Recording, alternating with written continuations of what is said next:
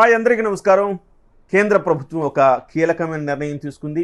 భారతదేశంలోని ప్రతి సామాన్యుడికి ఒక భారీ ఊరట లభించింది అని చెప్పాలి. అదే జిఎస్టి. వాస్తవానికి ఎన్డీఏ ప్రభుత్వం పట్ల సానుకూలత ఉన్నా కానీ, ఎన్డీఏ ప్రభుత్వం మళ్ళీ వస్తున్నా కానీ, ఒక విషయంలో మాత్రం ఎన్డీఏ ప్రభుత్వం సామాన్యుడికి ఒక తీరని నష్టం చేసింది అని చెప్పాలి. కొన్ని సంవత్సరాలుగా ఈ జిఎస్టి వల్ల చాలా ఇబ్బందులు పడుతున్నారు. అది ప్రత్యక్షంగా మనకు తెలియకపోవచ్చు కానీ పరోక్షంగా ఒక సామాన్యుడి మీద చాలా భారం మోపుతూ ఉన్నారు.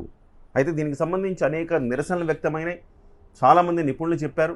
అయినప్పటికీ ప్రభుత్వంలో మార్పు రాలేదు.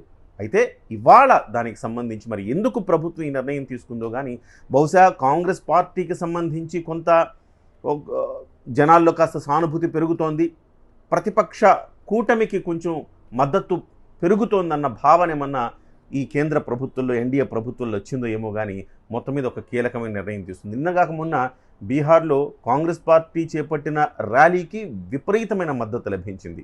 బహుశా ఈ రీజన్స్ ఏవైనా కావచ్చు, మొత్తం మీద ఒక కీలకమైన నిర్ణయం అయితే తీసుకుంది.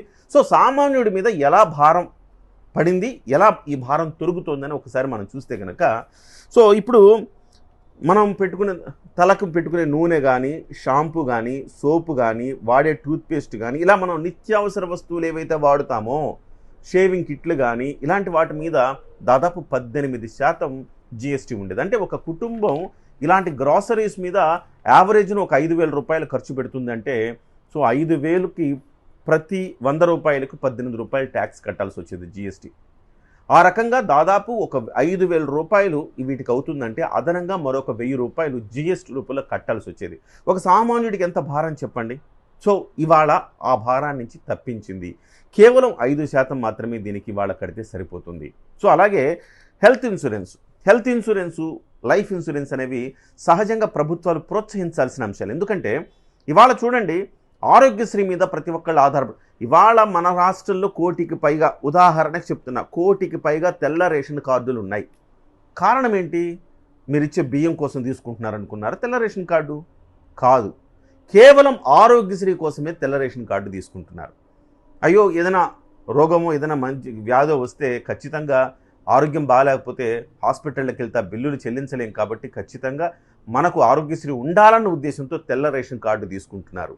ఆ తెల్ల రేషన్ కార్డుదారులకు అందరికీ మీరు ఇచ్చే బియ్యం కోసం కాదు, ఆ బియ్యం మళ్ళీ పక్కదారి పడుతోంది. ఇవన్నీ ఆ స్కామ్లన్నీ మనం ఇప్పుడు మాట్లాడుకోవాల్సిన అవసరం లేదు, నేను ఉదాహరణకు చెప్తున్నా.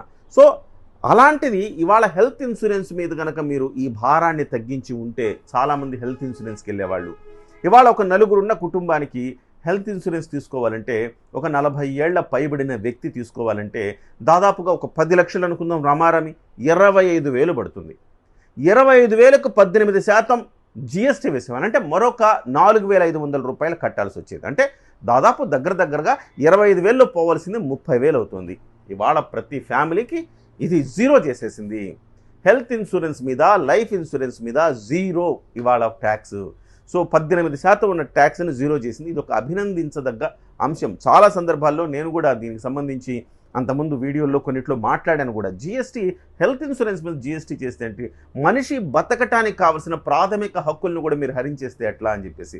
సో ఇవాళ దాని మీద జీరో చేయటం వల్ల ప్రతి కుటుంబానికి దాదాపుగా ఒక 5,000 సేవ్ అయింది. అలాగే లైఫ్ ఇన్సూరెన్స్ మీద అలాగే సేవ్ అయింది. సో గ్రోసరీస్ మీద అట్లా ప్రతి కుటుంబానికి దాదాపు ఒక మధ్యతరగతి కుటుంబాన్ని మనం తీసుకుంటే దాదాపు ఒక 7-8 వేల రూపాయలు ప్రతి నెల సేవ్ అయ్యే పరిస్థితి వచ్చింది. సో ఇది ప్రత్యక్షంగా మనకు తెలియదు కానీ పరోక్షంగా మనకు ప్రతి నెల ఒక 5,000 అయితే మినిమం సేవ్ అయ్యే పరిస్థితి వచ్చింది ఒక మధ్యతరగతి కుటుంబానికి అని మనం చెప్పాలి. సో ఒకసారి మనం చూస్తే కనుక జిఎస్టీలో మార్పులు ఎలా ఉన్నాయి. తల నూనెలు, షాంపూ, టూత్పేస్టు, సబ్బులు, టూత్ బ్రష్లు, షేవింగ్ క్రీము ప్రస్తుతం 18% ఉంటే 5%కి తెచ్చారు.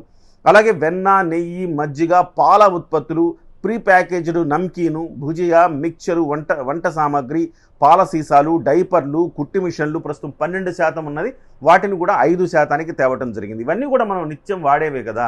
సో వీటన్నిటి మీద మనం ఎంతెంత ట్యాక్సులు కడుతున్నామో చూడండి ఇప్పటి వరకు. సో అందుకే నేను అంటున్నా, ప్రతి కుటుంబం, ఒక సామాన్య కుటుంబం కూడా 2,000 రూపాయలు కనీసం సేవ్ చేసుకునే పరిస్థితి అని చెప్పుకోవాలా. సో ఒక మధ్యతరగతి కుటుంబం 5,000, ఎగువ మధ్యతరగతి కుటుంబం దాదాపు 7-8,000, ఇట్లా ప్రతి నెల సేవ్ అయ్యే పరిస్థితి అని మనం చెప్పుకోవాలి. ఇకపోతే మ్యాప్లు, చార్ట్లు, గ్లోబులు, పెన్సిళ్ళు, షార్ప్నర్లు, క్రేయాన్సు, ప్యాస్టల్స్, ఎక్సర్సైజ్ పుస్తకాలు, నోట్బుక్స్ ఇవన్నీ కూడా పిల్లలు చదువు అనేది ప్రాథమిక హక్కు కదండి. ఆ ప్రాథమిక హక్కు మీద కూడా మీరు ట్యాక్స్లు ఇస్తే ఎట్లా? 12% ట్యాక్స్ వేసేవారు. సో అది 5%, అది 0% ఇప్పుడు. సో పిల్లలకు సంబంధించిన అన్నీ కూడా చదువుకోవడానికి కావాల్సిన అన్నీ కూడా 0%కి తీసుకురావటం జరిగింది. ఎరేజర్లు ప్రస్తుతం 5% ఉంటే వాటి మీద కూడా 0%.